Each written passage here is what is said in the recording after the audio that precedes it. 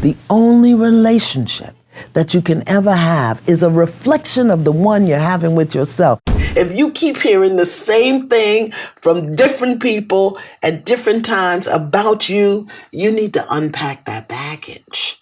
Stay present in your relationship.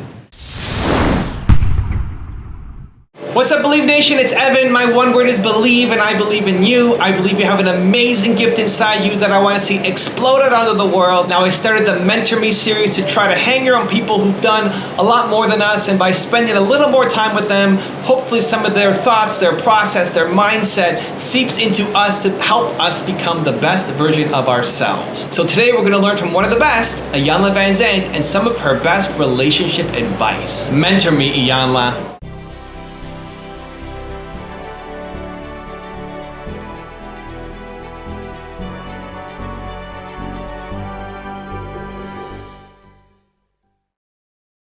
So let's kick things off with rule number 1. It starts with you. It's amazing to me how much time people spend worrying about, lamenting about their relationship with somebody else. They spend absolutely no time developing a relationship with themselves. So very often people want to be with somebody because they don't want to be by themselves. Well, here's a question. If you don't want to be with you, why does anybody else want to be with you?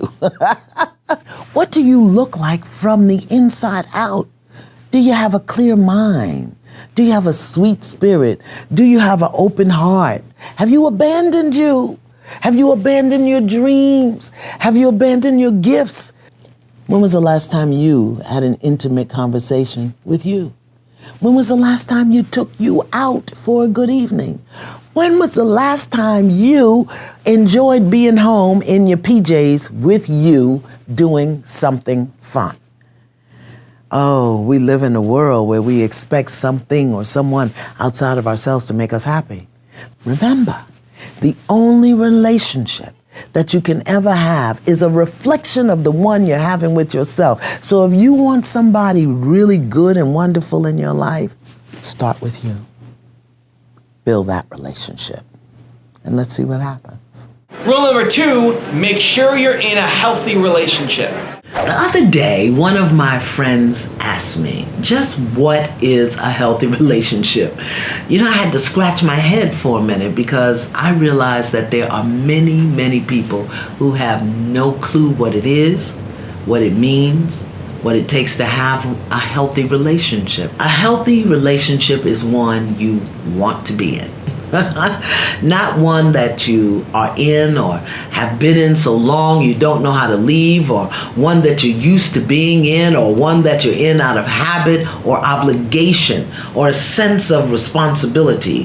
A healthy relationship is one that you want to be in because it is good for you and the other people involved. Which brings us to the second element. A healthy relationship is one in which you feel affirmed, supported, and encouraged to be the best person you can be. In fact, a healthy relationship makes you want to be a better person.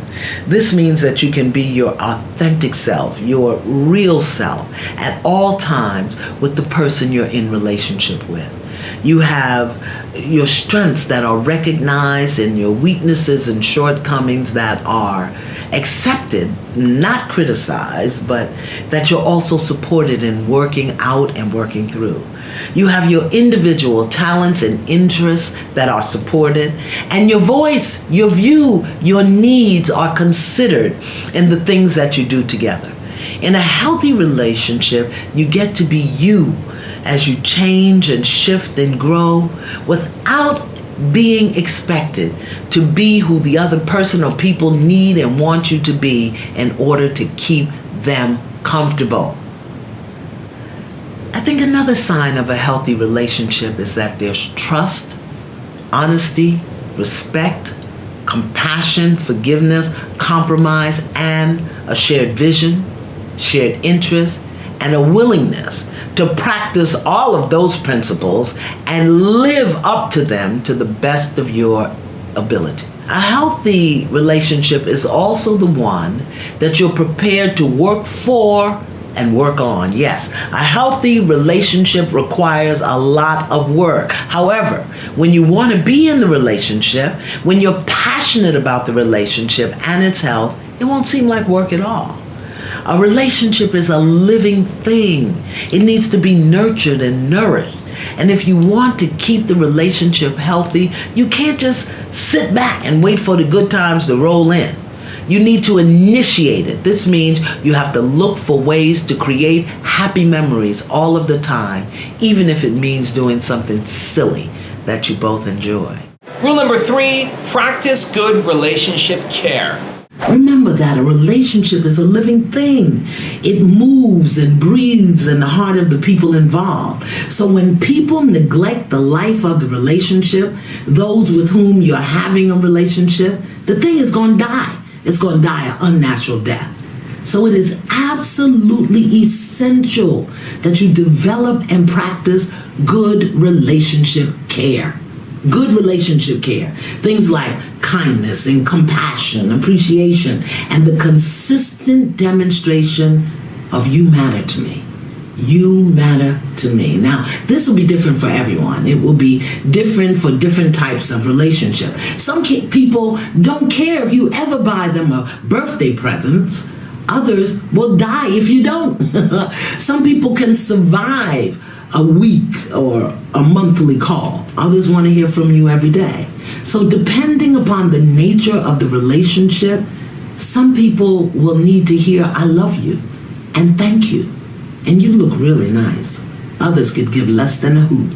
But it is up to you to pay enough attention to what's going on in the relationship so that you can do and demonstrate what's required to nurture it, to nourish it, and to feed it. Neglecting the people you care about and those who care about you, that is not going to turn out well for you. I don't care what kind of relationship you're in.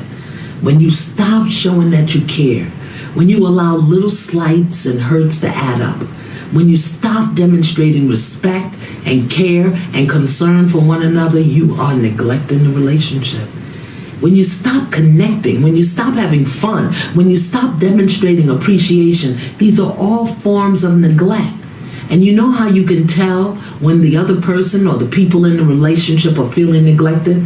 They're going to start complaining. They are going to start complaining. You see, the only reason we complain about anything is because we either know or want things to be different. We want things to be better. We want something that we're not asking for or don't know how to ask for. Rule number 4, communicate. Let's look at some of the ways to activate what's required for a healthy relationship. Let's start here. Communicate, communicate, communicate. Talk about who you are because you're changing day by day, moment by moment. Talk about how you are changing. Talk about what you want and what you need. Talk about your strengths, your weaknesses, your fears. Talk about what you see and what you know. And always, always be as honest as you can. And as much as you talk, listen. Listen with your ears. Listen with your heart. Listen with your soul. And always be willing to hear something new about the other person. And never, ever, ever use what you hear as a weapon or a tool for dishonorable intentions. Stay present in your relationship. If you want your relationship to be healthy and stay healthy, then you have to be in it. Mentally, emotionally, physically, and spiritually.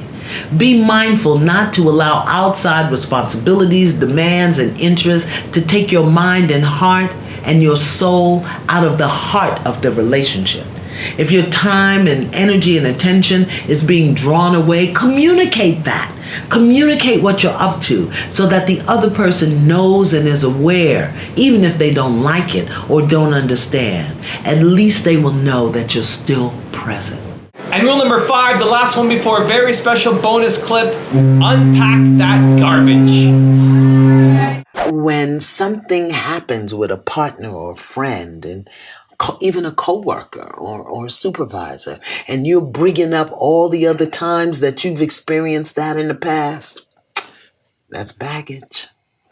When you start your statements about why you do something a certain way or what you're not going to do because of a certain experience, that's baggage.